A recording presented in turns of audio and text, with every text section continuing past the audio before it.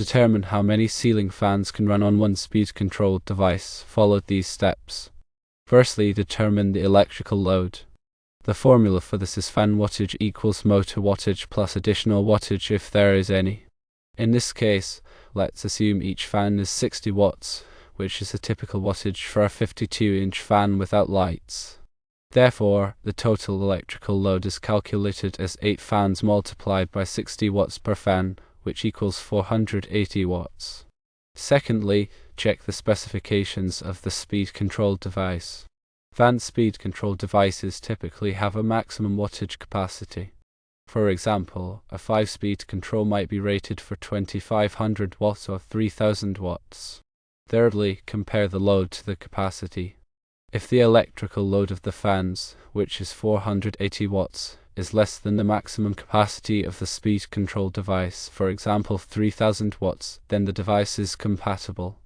Fourthly, if the electrical load exceeds the capacity of one speed control device, you will need to use multiple devices. To determine the number of devices needed, divide the total electrical load by the capacity of the speed control device. The formula is number of devices equals electrical load divided by capacity. For example, if the electrical load is 480 watts and each speed control device can handle 2500 watts, then the number of devices equals 480 watts divided by 2500 watts, which equals 0.192. Based on these calculations, if your speed control device has a capacity of 3000 watts or higher, then all 8 fans can be controlled by a single device. If the capacity is lower, you will need to use multiple devices. It's important to always consult the manufacturer's specifications for both the ceiling fans and the speed control device to ensure compatibility and safe operation. Overloading a speed control device can lead to overheating and potentially create a fire hazard. Before starting any electrical work, always turn off the power at the breaker and follow all local electrical codes. When dealing with electrical installations, safety should always be the top priority. If you're not comfortable performing the work yourself, it's best to hire a qualified electrician. Electrical codes vary by location, so it is essential to ensure that your installation complies with the local regulations. In the United States, the National Electrical Code, or NEC, provides comprehensive guidelines for safe electrical practices. It's also important to consider the voltage and amperage ratings of the circuit you're using. Most ceiling fans in residential settings operate on a 120-volt circuit.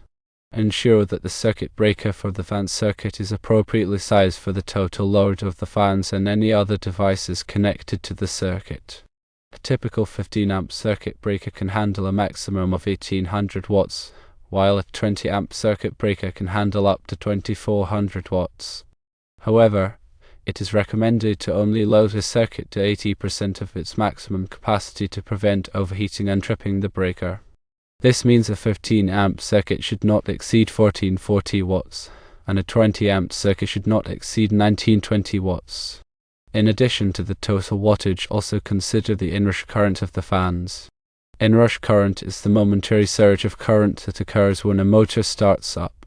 This can be several times higher than the normal running current. If the inrush current is too high, it can trip the circuit breaker. To mitigate this, you may need to use a soft start device or a variable frequency drive, also known as a VFD, which gradually increases the voltage to the motor, reducing the inrush current. Choosing the right type of speed control is also crucial. There are several types of speed controls available, including rheostats, solid-state speed controls, and variable frequency drives. Rheostats are the simplest and least expensive type of speed control, but they are also the least efficient. They work by dissipating excess energy as heat, which can waste energy and shorten the lifespan of the control. Solid-state speed controls are more efficient than rheostats. They use electronic components to regulate the voltage to the motor, which allows for more precise speed control and reduces energy waste. Variable frequency drives are the most advanced type of speed control. They vary the frequency of the electrical power supplied to the motor, which allows for very precise speed control and can also improve motor efficiency. VFD are typically more expensive than rheostats and solid-state speed controls, but they can save energy and extend the life of the motor. When selecting a speed control, make sure it is rated for the type of motor used in the ceiling fans. There are two main types of motors used in ceiling fans: AC induction motors and DC motors. AC induction motors are the most common type of motor used in ceiling fans. They are relatively inexpensive and reliable, but they are not as energy efficient as DC motors. DC motors are more energy efficient than AC induction motors, but they are also more expensive. If you are using DC motors, you will need to use a DC speed control. It is also important to consider the physical location of the speed control. Speed controls can be mounted on the wall, on the ceiling, or in a remote location. Wall-mounted speed controls are the most common type of speed control. They are easy to install and use, but they can take up wall space. Ceiling-mounted speed controls are less common, but they can be a good option if you don't want to take up wall space. Remote speed controls allow you to control the speed of the fan from a distance. This can be useful if the fan is located in a hard-to-reach area. When installing the speed control, follow the manufacturer's instructions carefully. Make sure to use the correct wiring and connections. Incorrect wiring can damage the speed control or the fan motor. If you are not comfortable working with electricity, it is best to hire a qualified electrician. Proper grounding is also essential for safety. Make sure that the ceiling fan and the speed control are properly grounded to prevent electrical shock. The grounding wire should be connected to a metal part of the fan or the speed control and to a grounded electrical outlet. In addition to the electrical considerations, it is also important to consider the mechanical aspects of the installation. Make sure that the ceiling fans are securely mounted to the ceiling joists. If the ceiling joists are not strong enough to support the weight of the fans, you may need to reinforce them. The ceiling fan should also be properly balanced to prevent wobbling. Wobbling can cause the fans to vibrate, which can damage the fan motor or the ceiling. To balance the fans, you can use a balancing kit. Balancing kits typically include small weights that you attach to the fan blades. Experiment with different weight placements until the fan stops wobbling. Regular maintenance is also important to keep the ceiling fans running smoothly. Clean the fan blades regularly to remove dust and dirt. Dust and dirt can reduce the efficiency of the fan and cause it to overheat. Also, check the fan motor for any signs of wear or damage. If you notice any problems, have the fan repaired or replaced. By following these guidelines, you can safely and effectively install multiple ceiling fans and control them with a speed control device. Always prioritize safety and consult with a qualified electrician if you have any questions or concerns. For commercial installations, such as in a church sanctuary, consider the specific requirements of the space. The height of the ceiling, the size of the room, and the number of occupants can all affect the ventilation needs. Larger spaces may require larger fans or more fans to provide adequate airflow. Also, consider the noise level of the fans. Some fans are quieter than others. If the sanctuary is used for services or other events where quiet is important, choose fans that are designed to operate quietly. Energy efficiency is another important consideration for commercial installations. Choose fans that are ENERGY STAR certified. ENERGY STAR certified fans use less energy than standard fans, which can save you money on your electricity bill. In addition to the fans themselves, also consider the energy efficiency of the speed control device. Some speed controls are more energy efficient than others. Choose a speed control that is designed to minimize energy waste. Finally, consider the aesthetics of the fans and the speed control. Choose fans and a speed control that complement the design of the sanctuary. There are many different styles of fans and speed controls available, so you should be able to find something that fits your needs. When planning the installation, consult with an electrical engineer or a qualified electrician. They can help you determine the appropriate size and number of fans for the space, as well as the best type of speed control to use. They can also ensure that the installation complies with all applicable codes and regulations. Remember to factor in the cost of the speed control device when budgeting for the installation. Speed control devices can range in price from a few dollars to several $100s, depending on the type and features. Also, factor in the cost of installation. If you hire an electrician to install the fans and speed control, the labor cost can add significantly to the total cost of the project. In summary, installing multiple ceiling fans and controlling them with a speed control device requires careful planning and attention to detail. By following these guidelines, you can ensure a safe and effective installation that provides comfortable ventilation and saves energy. Remember to always prioritize safety and consult with a qualified electrician if you have any questions or concerns. Also, keep in mind that the NEC and local electrical codes are paramount, and following them is mandatory for any electrical installation. Section 310.15 of the NEC covers ampacity, which is the current carrying capacity of conductors. You need to ensure that the wiring and circuit breaker are adequately sized to handle the total load of the fans.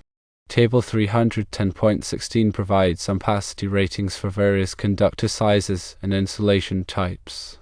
For example, a 14 American wire gauge or AUG copper conductor with THHN insulation has an ampacity of 20 amps at 90 degrees Celsius.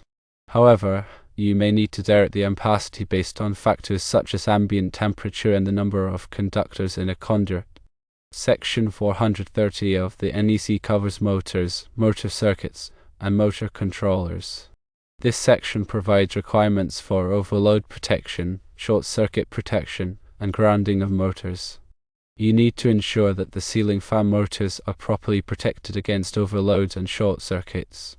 Overload protection can be provided by an overload relay or a thermal protector. Short circuit protection can be provided by a circuit breaker or a fuse. Grounding is essential for safety and helps to prevent electrical shock. Section 440 of the NEC covers air conditioning and refrigerating equipment. Although ceiling fans are not air conditioning equipment, some of the requirements in this section may be applicable. For example, Section 440.62 covers the disconnecting means for air conditioning and refrigerating equipment. You need to ensure that there is a disconnecting means within sight of the ceiling fan so that the power can be easily shut off for maintenance or repair. Section 110 of the NEC covers general requirements for electrical installations. This section provides requirements for workmanship, equipment approval, and wiring methods. You need to ensure that the electrical work is performed in a neat and workmanlike manner and that all equipment is approved for use in the location where it is installed. Wiring methods must comply with the requirements of Chapter 3 of the NEC. Proper selection and installation of wiring and overcurrent protection is paramount for the safety and longevity of the installation. Always consult the latest edition of the NEC and local electrical codes before beginning any electrical work. A qualified electrician can provide guidance on the proper application of these codes. The NEC is updated every 3 years, so it's important to stay current with the latest changes. These updates reflect new technologies, improved safety practices, and lessons learned from past incidents. By following the NEC and local electrical codes, you can help to ensure a safe and reliable electrical installation. This protects people from electrical hazards and prevents damage to property. Electrical safety is a shared responsibility, and everyone involved in the design, installation, and maintenance of electrical systems must take it seriously. Consider that the power factor can affect the load calculations. Power factor is the ratio of real power, measured in watts, to apparent power, measured in volt amps. A low power factor means that the electrical system is less efficient and that more current is required to deliver the same amount of real power. Ceiling fans typically have a power factor of around 0.8. If the power factor is significantly lower than 1.0, you may need to increase the size of the wiring and circuit breaker to accommodate the increased current. Also, consider the harmonic content of the current drawn by the ceiling fans. Harmonics are distortions of the sinusoidal waveform of the alternating current. Harmonics can be caused by nonlinear loads, such as electronic ballasts and variable frequency drives. Harmonics can cause overheating of electrical equipment and can interfere with the operation of other devices on the electrical system. To mitigate harmonics, you may need to use harmonic filters or other power quality equipment. In commercial installations, it's important to conduct a thorough load analysis before installing any new equipment. A load analysis involves measuring the current and voltage in the electrical system to determine the existing load. This information can be used to determine whether the electrical system has sufficient capacity to handle the additional load of the ceiling fans. If the load analysis indicates that the electrical system is overloaded, you may need to upgrade the service entrance or add a new circuit. Also, consider the impact of the ceiling fans on the building's heating and cooling systems. Ceiling fans can help to circulate air and reduce the need for air conditioning in the summer. In the winter, ceiling fans can help to circulate warm air and reduce the need for heating. However, if the ceiling fans are not used properly, they can actually increase energy consumption. For example, running the ceiling fans at high speed when no one is in the room can waste energy. To maximize the energy savings from ceiling fans, use them in conjunction with the heating and cooling systems. In the summer, run the ceiling fans at low speed to circulate air and reduce the need for air conditioning.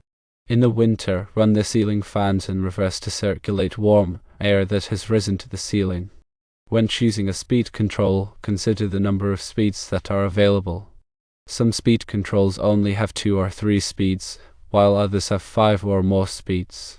More speeds allow for more precise control of the airflow. Also, consider the type of control that is used. Some speed controls use a rotary knob, while others use push buttons or a digital display. Choose a control that is easy to use and that provides the desired level of control. It's also important to consider the safety features of the speed control. Look for a speed control that has overload protection and short circuit protection. These features will help to protect the speed control and the ceiling fans from damage. Also, look for a speed control that is UL listed or certified by another recognized testing laboratory. UL listing indicates that the speed control has been tested and found to be safe for use. And lastly, the church may want to look into automated speed control for the fans. An automated system can optimize the performance of the fans based on occupancy, temperature, and time of day. The overall efficiency and user experience can be greatly enhanced.